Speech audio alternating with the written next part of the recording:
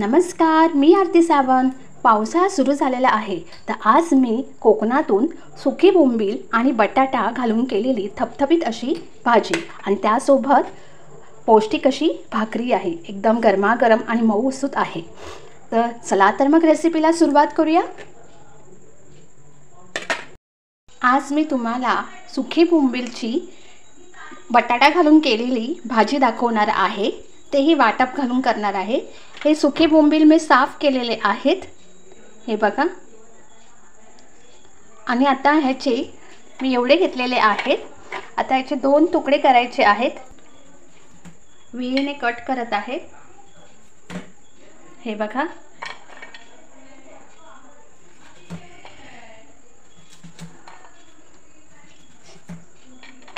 एवढे inch cut करून घ्यायचे आहेत सुके बोंबील। हे बघा, तुम्ही बघू शकता सगळे बोंबील मी कट केलेले आहेत विळीने।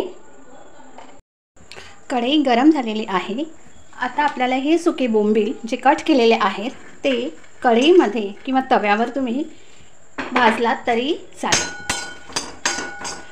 कारण का हे बोंबील का भाजायचे, त्याच्यातला हिवसपणा निघण्यासाठी आपल्याला हलकेसे असे हे सुके बोंबील भाजून घ्यायचे आहेत। तुम्ही बघू शकता थोडेसे लालसर झालेले आहेत, हे बघा। छानपैकी भाजले गेलेले आहेत।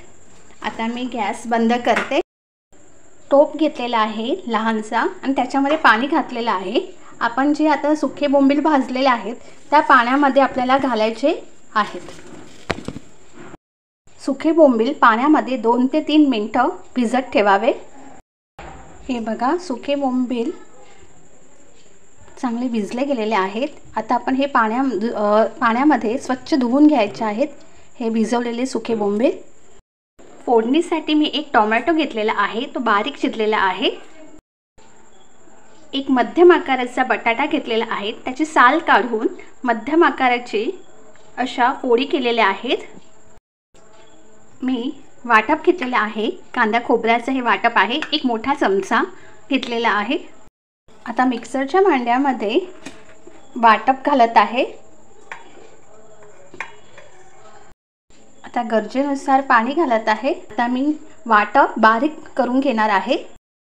हे बघा, वाटप पण बारीक वाटलं गेलेलं आहे। आता कढईमध्ये तेल घालत आहे, 2 ते 3 टेबलस्पून। तेल गरम झालेलं आहे। आता मी कढीपत्ता घालत आहे, 1 टोमॅटो घालत आहे। तेलामध्ये टोमॅटो आपण परतून घेऊया। आता मी छोटासा आलं लसूण हिरवी मिरचीची पेस्ट घालत आहे। आता आलं लसूणची पेस्ट 1 छोटा चमचा घातलेला आहे, तो तेलामध्ये परतून घेते। आता तयार केलेलं वाटप हे घालायचं आहे। सगळं वाटप आपल्याला वापरायचं आहे। 2 ते 3 मिनिटं वाटप तेलामध्ये परतून घेऊया। मालवणी मसाला घालत आहे, 1.5 चमचा। हळद घातलेली नाही आहे, कारण का हा घरगुती मसाल्यामध्ये हळद वापरलेली आहे, म्हणून तुम्ही हळद घालू शकता। आता परतून घेते वाटपामध्ये। आता भिजवलेले सुके बोंबील ते घालत आहे, बटाटा घालत आहे। आता वाटपामध्ये सुके बोंबील आणि बटाटा परतून घेऊया। आता चवीनुसार मीठ घालत आहे। मीठ अंदाजच घाला, कारण का सुके बोंबीलमध्ये पण मीठ असतं सुकवताना, तर थोडंसं जपून घाला मीठ।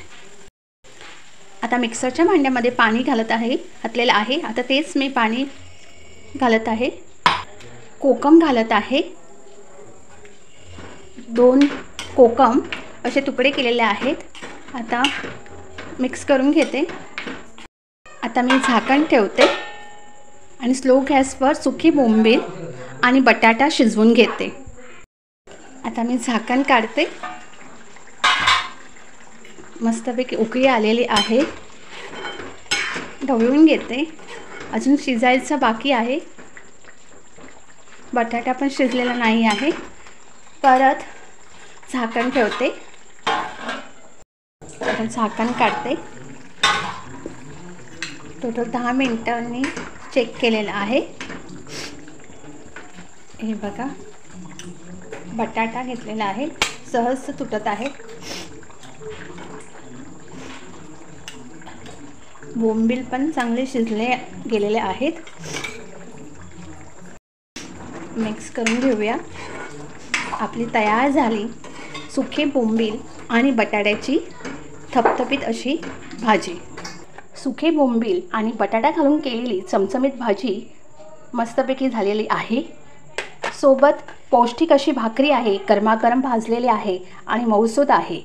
तर संपूर्ण व्हिडिओ आवडल्यास माझ्या अन्नपूर्णा चॅनलला लाईक, शेअर, सबस्क्राईब करायला विसरू नका. Shri Swami Samarth. Bless you. Thank you.